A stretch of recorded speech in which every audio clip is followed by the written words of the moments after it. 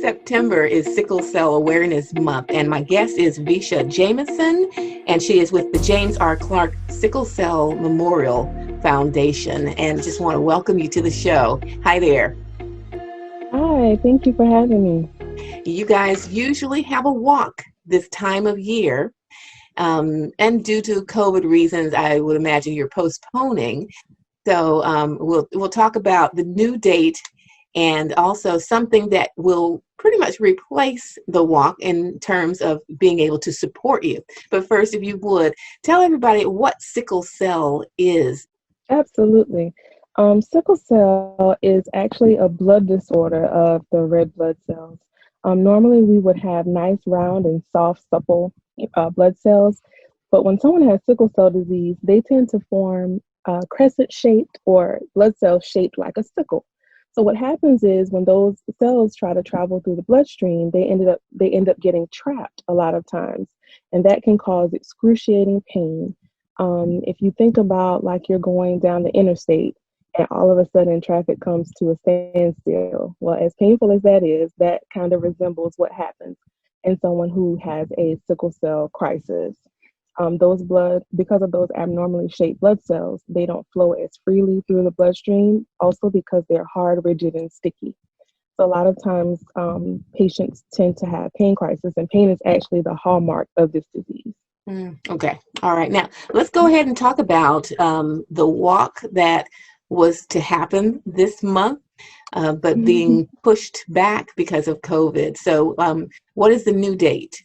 The new date for the walk is going to be June 19th, 2021, which is actually Juneteenth and World Sickle Cell Day. All right, we'll be sure to pencil that in there. And for right now, this being Sickle Cell Awareness Month, there is still a way that people can help your organization. Even though you can't do the walk this month, you're doing a partnership with the American Red Cross. Tell us about that. Right now, blood donations have significantly decreased, and it's so important to have those blood donations because people with sickle cell disease do need transfusions from time to time, and a lot of times it helps to save their lives. So we push blood donations so much because it's so essential for our patients. So we have partnered with the American Red Cross in an effort to help boost those donations, and there will be a few throughout the Midlands, and a few, of course, in Somerville, Charleston, and some other areas. So if I can, I would like to share those dates. They are September 19th. The Be Strong Group, which is another parent advocacy organization and very active here in the Columbia area, will host one at AC Flora High School on the 19th from 10 to 3. On September 21st, the Net International Church in Somerville will have one from 12 to 6. Also on the 21st, the Red Cross chapter of North Charleston will have one from 12 to 6 as well. And the Howard Auditorium in Georgetown is also hosting one from 12 to 6 p.m.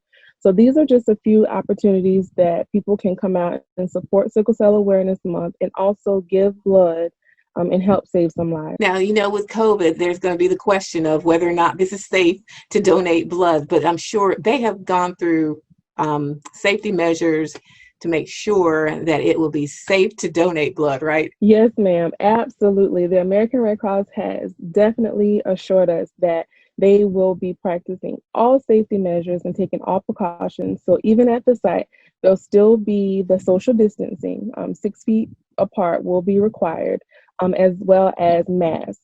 So when you go onto the site, you will be required to wear a mask when you give blood. And all safety measures will be in place, including disinfecting, wiping down in between donations, all of the above. So you can be reassured that you will definitely see all those precautions and safety measures in place. All right. And also, are appointments mandatory? No, ma'am. They are not mandatory for any of these events. Now, if you would like to go into the Red Cross itself down on Bull Street, I would recommend that you would call and schedule an appointment, but they are not mandatory. Okay. All right. All this information is on your website and a few other places. So if anybody would like to go ahead and either schedule an appointment or get more information about what we've talked about today, would you give them that information? Absolutely. This information can be found on our Facebook page, and it's listed as James R. Clark Memorial Sickle Cell Foundation. Also on our website, that's jamesrclarksicklecell.org. Also, you can find the dates on the American Red Cross website as well. Vesha Jaimson from the James R. Clark Sickle Cell Foundation. Thank you so much for your time today. We really appreciate it. Thank you. We appreciate you and your support.